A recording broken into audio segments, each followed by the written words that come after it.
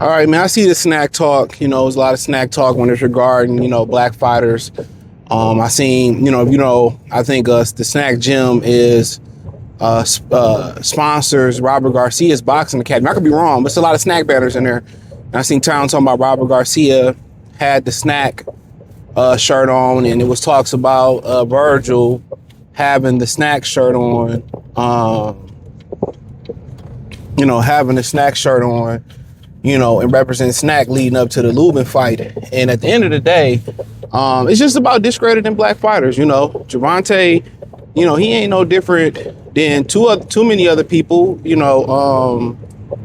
that discredit and hate black fighters. I mean, it's a lot of, black hating black fighters in the sport of boxing. Tim Bradley don't know what team he want to bat for. One minute he buffooning and cooning for the Mexicans, the other minute he want to be down with the brothers like his name Brandy. He don't know what team he want to play for. But at the end of the day, there is a distinction here. And you see a lot of these black boxers in a team feeding into the narrative that, black boxers are cheating when they take the SNAC. But when it's time to get to Mexicans or the others, they have nothing to say. Like that whole ass article Dan Raphael wrote when he still was on ESPN, when they talked about, Triple G got kicked out the SNAC program because he was too fucking lazy.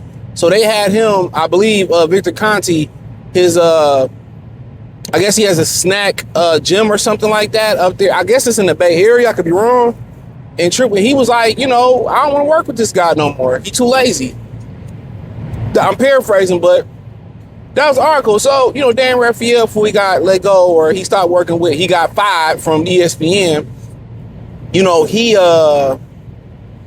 he wrote this real low-key article. Like I said, real short. And I feel like if that was a black fighter who got kicked out of SNAC, he wouldn't have said nothing. It wouldn't have been a big deal. I mean, it would have been a big deal.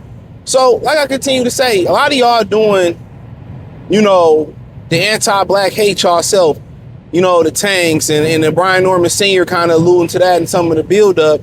But when it comes to the others being with SNAC, that's the thing about it. Black people, they tend to lose their voice. They tend to lose their voice, or they tend to go blind. Like T.O., these niggas still taking pictures with T.O. after the racist shit he said.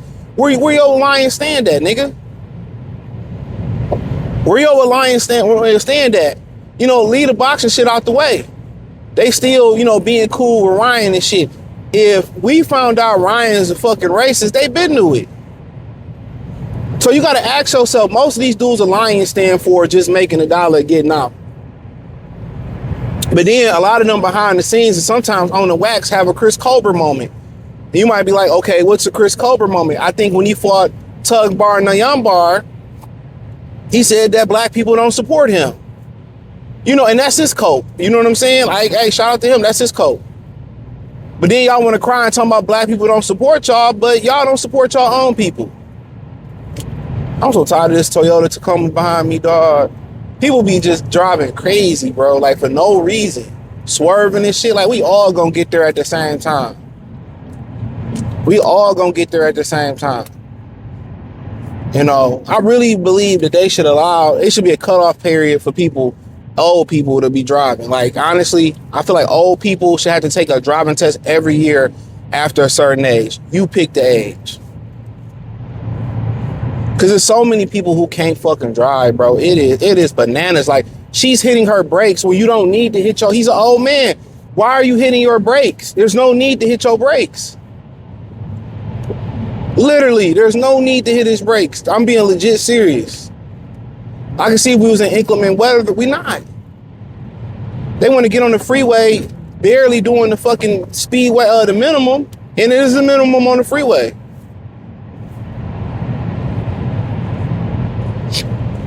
It is a minimum. But nonetheless, like I said, going back about SNAC, I mean, I get it. Y'all want to be appealing. It's not cool. They kill your deal when you point out the Captain Obvious. It seems like you get more emotion when you cooning and all that. But at the end of the day, you know, you don't have no self-respect, bro. Y'all don't have no self-respect. Y'all can't even call a spade a spade. So when you start seeing patches on, you know, Barrios trunks, Vergil Ortiz trunk, Mikey Garcia trunks, when you start seeing these SNAC patches, at the end of the day, it's just to the point where they're giving the good SNAC shit to the black fighters, and then the others, you know, they just getting legit supplements. Like, okay. You know, and I don't get why people just don't identify. I tell you, I can't stand Shakur Stevenson and Keekun Davis. I'll tell you that. I can't stand them two ninjas. So why can't y'all just say, you know what? I don't like black fighters. Stand on it. Stand on it. Even a lot of you black people. You know what I'm saying? They get mad at another black fighter for being a rival of theirs. But then they'll shack up with Ryan and T.O. and take pictures with them niggas and can forget them, but won't forget our brother because y'all became rivals. Nigga, what? That's what I be saying, bro, until and it's never gonna happen in our lifetime. Until black people wake up, you know what I'm saying? And stop treating each other like the enemy and treat each other like friends and act in good faith, it ain't gonna never happen. These niggas stay shucking and jiving and cheesing with T.O. and shit, bro. With Ryan and shit. Keep signing the De La Hoya. No self-respect. You're gonna get sabotaged. Niggas is so dumb. And I don't know if I can see what they can't see. But the only time you looking at money, of course you're gonna compromise yourself. I don't fuck with niggas that only thing is money, money, money, money. Stay from around me. Stay from around me. Cause that person that do anything for money, they'll sell you out. They clowns, bro. They won't even speak up for each other. They'll kick their brother down with the rest of them. And then when everybody kicking you when you down, when your turn come, you want to talk about we supposed to be brothers. We supposed to have a unity. But then when they cooning like Jalen Love, yeah, ain't no unity. There ain't no, yeah, like, get out of here, Shakur. There ain't no brotherhood. And Bud and mentored your stupid ass. Man, I'm telling y'all, bro. I want boxing to die. Like that Beanie Siegel song, die. Like that Beanie Siegel song, die. Die because my Roscoe, because I ain't put my Roscoe out quicker. Come on, man. I want this shit. I want these niggas broken on their knuckle because they deserve it. They deserve everything they get. They deserve it. These niggas deserve to be fighting for a super chat, fading on Facebook Watch, fighting on Tubi, not even Tubi. They deserve it, bro.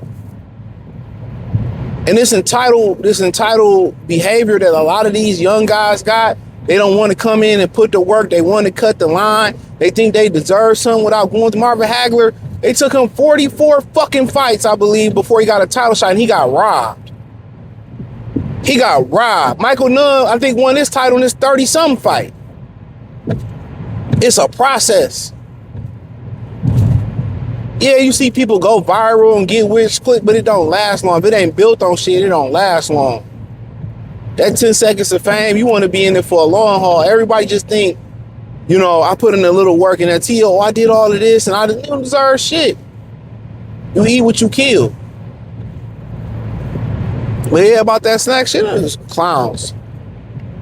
And really who this video is aimed at is black people in boxing who feed into that narrative. Who feed into it, and then you don't keep the same energy for the non-blacks that use SNAC. Matter of fact, a lot of y'all don't keep that energy with Shane Mosley, the original Balco boy. And that just lets you know all of it is just jealousy, bro. All of it is jealousy. I did a video short about Michelle Beto praying on, I'm not religious, and we can tell. I'm praying on Stephen A's downfall. As another human being, why would I pray on somebody's downfall? You know what I'm saying? He ain't sent your son to the upper room. He ain't sent you to the upper room, and she looking like the crypt keeper. It's just some evil people out here, bro. Because you're successful. And what really burns her heart is because she's black. He's black and successful. I ain't the biggest Stephen A fan because he's black and successful. And they look at it like, well, how can they make him over me? I got the complexion for the protection. I got the complexion for this. That's how it is. And that's what a lot of these black people think in boxing. I'm better than him. Even though they not better than him. I feel like I should be. It's a bunch of niggas in the world that I seen in my own eyes. Why is she fucking with him? You know what I'm saying? This nigga 6'7", got a Benz, got a fucking Hummer, got a Tesla, and you 5'5", taking the bus, living with your mama, can't cuss. Like, come on now, that's how delusional these dudes are. Well, but it is what it is, or it is what it ain't. Hit the link tree, join the Patreon. I just updated it Sunday. This week, I'm gonna put up the Benavidez and Yara prediction, probably Tuesday night, that'll be up. We get into some more health shit on there as well. I might talk about touring, since y'all niggas like drinking energy drinks before y'all workout. I'm gonna give y'all alternative to energy drinks, and we'll talk about some cleaner energy drinks too. You can probably take. But hey, hit the link tree. Find me on Facebook, Patreon, Kick, Twitch, the whole 9. Peace.